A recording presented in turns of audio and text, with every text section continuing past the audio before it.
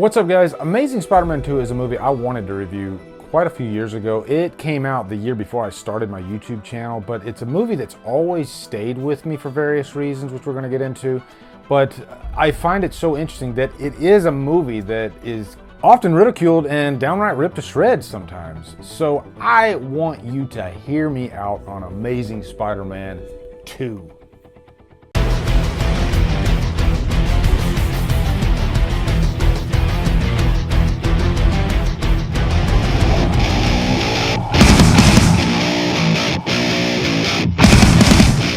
Amazing Spider-Man 2 stars Andrew Garfield, Jamie Foxx, Emma Stone, Dane DeHaan, and is directed by Mark Webb.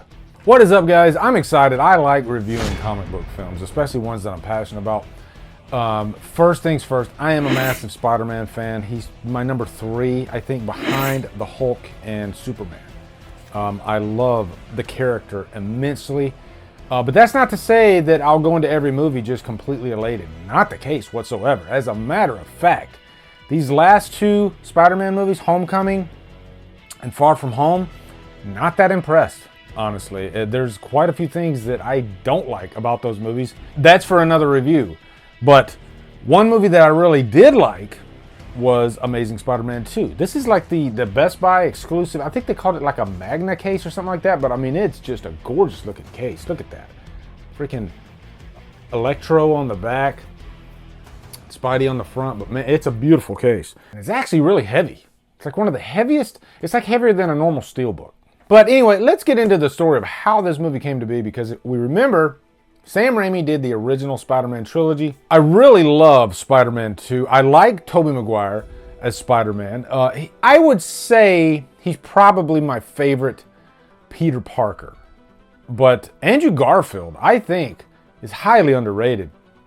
And I think he is great as the web slinger. And it doesn't hurt that suit in this movie looks exactly like you would want Spider-Man to look. You know, that was one of the problems with Amazing Spider-Man number 1, was the suit was a little bit too dark. The eye sockets were a little weird looking. And so they corrected that with this, and they went back to the comics. I think it was like in the first edition of the comics. They wanted this suit to look like that, and it just pops off the screen. This whole movie really just pops right off the screen. So anyway, they rebooted the series, retold the story again with Andrew Garfield in the previous movie, and it's pretty lackluster, actually. There's some fun moments to be had. I do like the edgier Peter Parker, the skateboarder Peter Parker, I guess you could say. But I think this movie, I can kind of compare it to like what Rob Zombie did for Rob Zombie's Halloween 2. The first one felt more like a remake of a movie that came out like a few years before. The second one was Mark Webb's time to shine and really just bring forward an entirely new vision. Kind of like Rob Zombie's Halloween 2. And I know it's crazy that I'm throwing Rob Zombie's Halloween 2 and an Amazing Spider-Man 2 review, because those 2 movies couldn't be farther from each other in terms of a spectrum. But the story here is after the events of the first movie, Gwen Stacy's father passed away. And so that's like something that haunts Peter throughout the rest of this movie. And it affects his relationship with Gwen, because if you remember in the previous movie, the father didn't want him to even be dating Gwen. And so that's constantly clouding his judgment throughout. And he even makes the determination that they can't be together. It's just not good for business. And so he tries to break up with her, but then they end up getting back together. Meanwhile, you have Max Dillon, played by Jamie Foxx. He's like an electrical engineer at Oscorp. And this is a very similar character to what like Jim Carrey was as the Riddler in Batman Forever. And it seems like that's kind of the same type deal with Wonder Woman 84 with Kristen Wiig's character. And I don't mind that. We constantly cover the same type ground in these comic book movies anyway. It all comes down to the execution, I guess. But Max Dillon, he's kind of a buffoon. You know, he's just very unsure of himself, very clumsy. And Spider-Man at the beginning of the movie is really nice. And, he helps him up. He gives him back his blueprints and all that stuff. Tells him he's his eyes and ears. So Max Dillon's like obsessed with Spider-Man. And that's kind of how he ends up becoming Electro in the first place. Because that amazing scene in Times Square after he's had the accident with the eels and he eventually becomes Electro. He's just completely misunderstood. I like villains like this too, because he's not really a bad guy at all, but he's misunderstood, and that can be construed as dangerous to the people of New York. Stay with me, Max. You set me up. No, I didn't set you up. You lied to me. No, I'm trying to help. Let me help you.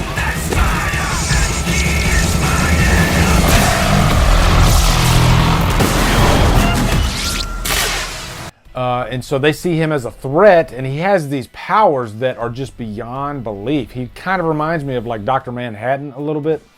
So you take a character that's so not in control of his own being, and you give him the powers of almost God. That's an interesting dichotomy to deal with. You know, how does somebody like that, that's pretty much a B-type personality, deal with these powers that are far beyond their mental capacity to even control? But while we're on this scene, let's talk about this for a sec. This might be like one of the coolest action scenes in the entire Spider-Man franchise. It's just visually dazzling. Looking at Electro just completely lit up like that, with these powers that are just out of this world. He might be one of the most powerful villains in the Spider-Verse. And it's also a great showcase of how powerful Spider-Man is and how together he is. And you know, this is a guy that's really honed in on his abilities, and he makes those split-second decisions, and they really showcase it in that. Like, there's a scene where this crowd of people, they almost get electrocuted, but Spider-Man's able to handle like 10 different things in his head at one time, and just the way that scene is directed and plays out, just genius. Like, Mark Webb's direction in all the action scenes in this, I think, are insane and don't get talked about enough, actually. And another thing that really stood out to me about this scene was just the score. Really, the whole movie. The score by Hans Zimmer and Junkie XL. Probably one of my favorite Spider-Man scores. You know, you hear a little bit of the Spider-Man jingle throughout, but this is a very unique and original score. It almost has like a little bit of a techno feel. You set me up. No, I didn't set you up. You lied to me. No, I'm trying to help. Let me help you.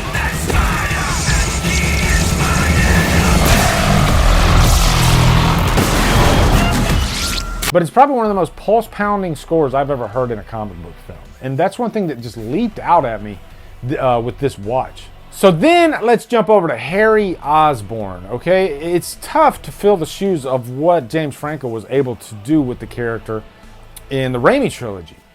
And I like that they didn't go the same route this time. Dane DeHaan, he plays it like just a very dark and brooding type of character, has this horrible relationship with his father. Because if you remember Harry in the Raimi trilogy, his relationship with his father was strained, but not nearly as heavy as in this movie. And I think Dane DeHaan handles it quite well. He's not perfect. Like, there are a couple of scenes where I think maybe they should have done one more take or something like that, especially when he's with Electro.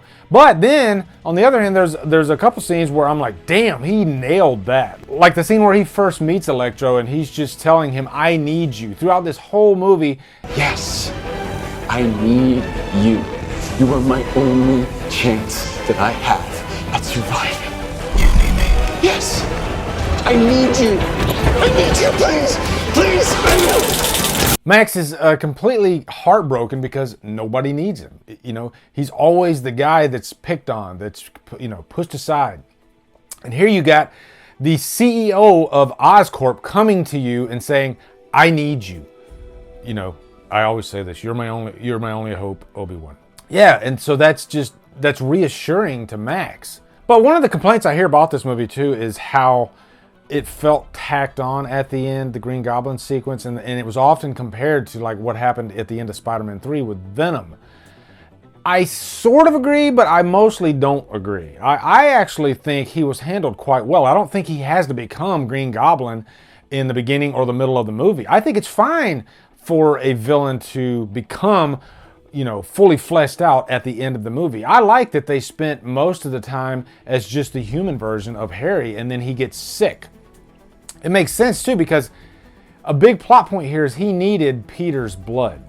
Well, he didn't know it was Peter. He needed Spider-Man's blood. You know, for most of this movie, he doesn't know that Spider-Man is Peter Parker. But Peter's conflicted with this because he knows that if he does give him this, then it could turn him into something bad, something evil. We're gonna get to the final act, which I think is so freaking great. We're gonna get to that in a minute, but I want to talk about Andrew Garfield and Peter Parker for a minute. I think every actor that plays Spider-Man has their own strengths and weaknesses. As far as like that witty, comedic banter goes, I think Andrew Garfield's probably the best, at least in this movie. Like right at the beginning when he's playing around with Rhino, you know, and he's like knocking on the window and telling him to come out. Knock, knock. Mr. Criminal. Hey, my name is Spider-Man. You can call me Webhead. You can call me Amazing. Just don't call me late for dinner. You get it? The physical comedy of Spider-Man is limitless. You know, he's just a character that he's like a spider. He's so flexible. He can do all this crazy stuff. He's kind of like the PG Deadpool. And I think you see that more in this movie than any other movie in the franchise. At least where the comedy lands, because that was part of my problem with this new incarnation of the character. I don't think the comedy always lands, especially when Peter's talking to his friends. But in this movie, every single time there's a funny moment, to me, I'm laughing my ass off. We have no chimney. What? But then on the flip side, it's one of the most emotional turns of the character. Because this is a Peter Parker that's having a really rough time. His uncle has died. His relationship with Gwen is just completely strained. He's responsible for saving his best friend Harry's life. You know, he's got all this stuff going on. The performance by Andrew Garfield in those emotional scenes in this, I think, are downright heartbreaking. And I gotta admit, I teared up, especially at the end of this movie. So then we jump to the end of the movie, okay? I'll say this right now. My favorite final act out of the whole franchise. I'm not saying Amazing Spider-Man 2 is my favorite Spider-Man movie, although it might be. No, it's Spider-Man 2 is the best. But this might be like my number 2 of the bunch if I do a ranking. Simply because of this last scene. This is a scene that's directly out of the comics. Gwen Stacy's death. Right before this, you had this, I mean, completely jaw-dropping, amazing action sequence with Electro and Spider-Man. Like, wow. I can't even like put into words how amazing this scene was. And then right after that, we have this huge emotional moment. And it's kind of like this redemption for Gwen Stacy as a character too, because she jumps in there. She helps Spider-Man out. She helps him defeat Electro. So up to this point, their relationship, I think, is just so great. Their chemistry is so great. So then this horrible thing is about to happen, you know? And you can just feel it. As soon as you see Harry fly in there, you already know. And so the way that scene is handled, you know, they're fighting. It's very emotional. And Gwen, she falls down the clock tower. You know, he extends out the web. You see the hand. And we all think Spider-Man's gonna rescue her because there's so many scenes throughout, not just this movie, but the franchise, where Spider-Man's able to save somebody within like a split second. And he does catch her. But then we see her back like snap and she like hits the concrete. And your heart just drops. And so then he goes down there and you just... Andrew Garfield's performance, wow. I felt so bad for the character. I was so invested in everything that was going on. It's beautiful. Overall, I freaking love this movie, actually. It's not perfect. There are some issues along the way in terms of, you know, how some of the scenes play out. Max Dillon does have some kind of cheesy moments here and there. Same thing with Harry Osborn. But I mean, overall, this movie just packs such a punch.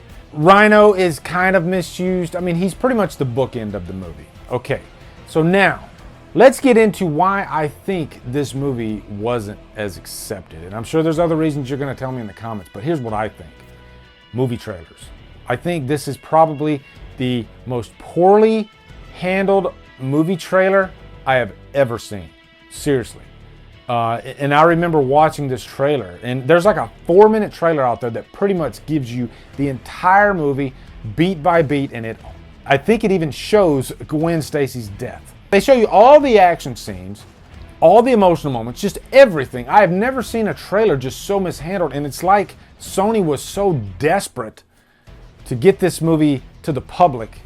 It's Spider-Man. You literally only have to show a couple things in a Spider-Man trailer and your audience is going to show up.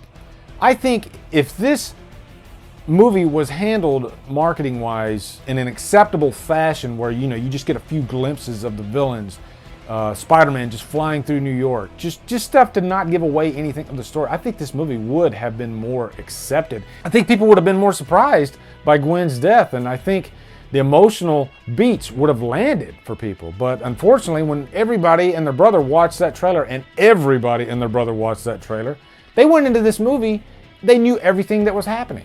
You know, every action sequence, they already knew how it was going to play out. Movie trailers can be a really bad thing sometimes. I will have to admit. There's a lot of times I go into a movie, and if I've seen like everything in the trailer, it takes something away from it, and it shouldn't. You shouldn't be able to grade a movie by a fuck up of the trailer. You know, unfortunately, that's the world we live in, though. Trailers can ruin movies for people. But honestly, I think that's what happened. I think this movie sealed its fate by giving away way too much in the trailer. And they had already planned like an Amazing Spider-Man 3 and I think even 4. And secretly behind the scenes, they were trying to get this rolled into the MCU. And then the Sony leak came out. I think Sony panicked and freaked out, and so then they just started anew. And Andrew Garfield kind of sealed his fate because he was bad-mouthing behind the scenes, and you just don't do that. But it's sad because I would have loved to have seen Andrew Garfield in the MCU. I would have loved if this timeline still existed in the MCU, you know, and they carried the story forward. They were going to do a Sinister Six movie based off of this. But guys, in the end, Amazing Spider-Man 2 trapped on a freaking island. I am dead serious. And it shocks me the hate, the downright hate that this movie gets sometimes. And I would challenge you guys, especially if you haven't seen this in a long time, give it another fresh watch, because I think you'll like it a lot better, and really just pay attention to like the performance by Andrew Garfield, and you know the score, you know, all those little moments that stick out amongst the pack, because there's a lot of Spider-Man movies that have the same vibe, the same beats to them, but I think this one really has its own thing going, from visually, emotionally, musically, just in every way, and I love it. So happy to include it in my Hear Me Out series. I did RoboCop a couple weeks ago, and let me know what you think about this series in the comments. Let me know another movie that you think people should hear you out, because it's fun to try to bring people around to a different way of thinking for a particular movie. I'm going to be reviewing Batman v Superman Ultimate Cut. That's going to be a really big episode of Hear Me Out. I love that movie so much, and it's definitely one that can be debated quite a bit. So looking forward to that one. So anyway, guys, let me know your comments on Amazing Spider-Man 2.